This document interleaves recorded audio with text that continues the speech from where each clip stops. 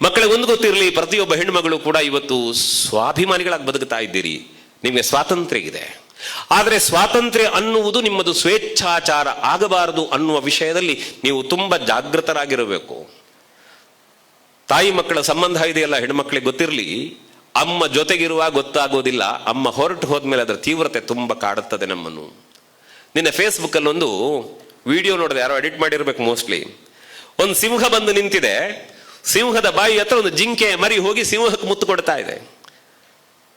ದೂರದಲ್ಲಿದ್ದ ದೊಡ್ಡ ಜಿಂಕೆ ಹೇಳುತ್ತಂತೆ, ಅಣ್ಣ ನಿನಗೆ ಹುಚ್ಚ, ಸಿಂಹದ ಬಾಯಿಗೆ ಯಾಕೆ ಹೋಗಿದ್ದಿ ಅಂತ.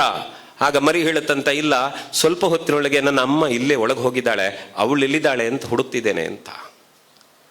ಅಮ್ಮನನ್ನ ಕಳ್ಕೊಂಡ್ರೆ ಮಕ್ಕಳೇ, ಸಿಂಹದ ಬಾಯಿಯಲ್ಲಿ ಮರಿ ಜಿಂಕೆ ಅಮ್ಮನನ್ನು ಹುಡುಕಿದ ಹಾಗೆ ಈ ಕಾಲದ ಗರ್ಭದಲ್ಲಿ ಅಮ್ಮ ಎಲ್ಲಿದ್ದಾಳೆ ಅಂತ ಹುಡುಕುವ ಸ್ಥಿತಿ ಬರುತ್ತದೆ.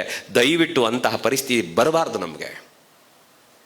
ಎಲ್ಲರೂ ಹೋಗುವವರೇ, ಆದರೆ ಒಂದು ಗೊತ್ತಿರಬೇಕು, ಹೋಗುವವರು ಹೋಗುತ್ತಾರೆ ಹೌದು, ಆದರೆ ಹೋಗುವಲ್ಲಿವರೆಗೆ ಅವರಿಗೆ ಅವಮಾನ ಮಾಡಬಾರದು, ಅವರಿಗೆ ನೋವು ಮಾಡಬಾರದು, ಅವರ ಕಣ್ಣಿಂದ ಕಣ್ಣೀರು ಹರಿಯಬಾರದು, ಕಣ್ಣೀರು ಖಾಲಿಯಾಗಿ ರಕ್ತ ಬರುವಲ್ಲಿವರೆಗೆ ನಮ್ಮ ದುರ್ನಡತೆಗಳನ್ನು ನಾವು ಸಾಬೀತು ಮಾಡಬಾರದು. ಯಾಕೆ ಗೊತ್ತಾ, ಮೊನ್ನೆ ಒಂದು ನವರಾತ್ರಿ ಆರಂಭ ಆಗಬೇಕಿದ್ರೆ 2 ದಿನ ಮೊದಲು ಪೇಟೆಯಲ್ಲಿ ಹೋಗ್ತಾ ಇದ್ದೇನೆ, ಒಬ್ಬಾಕೆ ಸಪೂರ ಇದ್ದಾರೆ ಹೆಂಗಸು, ಪಾಪ ಹೊಟ್ಟೆಗೆ ತಿಂದಿದ್ದವ್ರಾಗೆ, ಹಂಗೆ ಬಟ್ಟೆ ಒಂದಷ್ಟು ಕೊಳೆ ಆಗಿದೆ, ಇಸ್ತ್ರಿ ಹೇಗೂ ಇಲ್ಲ ಬಿಡಿ, ಹೆಗಲ ಮೇಲೆ ಒಂದು ಬ್ಯಾಗ್ ಹಾಡ್ಕೊಂಡು 7:30 ಗಂಟೆಗೆ ಉಸಿರುಗಟ್ಟು ಓಡ್ತಿದ್ದಾರೆ ಅವರು. ನಾನು ಪಕ್ಕದ ಅಂಗಡಿಯವನ ಹತ್ರ ಕೇಳಿದ, ಹೆಂಗ್ಸ್ ಯಾಕೆ ಓಡ್ತಾರೆ ಅಂತ.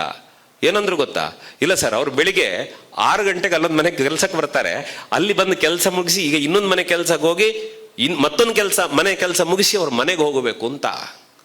ಯೋಚನೆ ಮಾಡಿ, ಮನೆಯಲ್ಲಿರುವ ಗಂಡ ಮಕ್ಕಳಿಗೋಸ್ಕರ ಬೆಳಿಗ್ಗೆ 5:05 ಒಳಗೆ ಎಲ್ಲ ವ್ಯವಸ್ಥೆಗಳನ್ನು ಮಾಡಿಟ್ಟು 5:30 ನಂತರ ಹೊರಟು ಇನ್ಯಾರದ್ದೋ ಮನೆಗೆ 6 ಗಂಟೆಗೆ ಬಂದು ಅವನ ಮನೆಯ ಕಸಗುಡಿಸಿ ಪಾತ್ರೆ ತೊಳೆದಿಟ್ಟು ಮತ್ತೆರಡು ಮನೆಗಳಲ್ಲಿ ಅದೇ ಚಾಕರಿ ಮಾಡಿ ಆ ತಾಯಿ ಮನೆಗೆ ಹೋಗಿ 1 ಲೋಟ ನೀರು ಕುಡಿಯಬೇಕಿದ್ರೆ ಮಧ್ಯಾಹ್ನ 2 ಆಗಿರುತ್ತದೆ.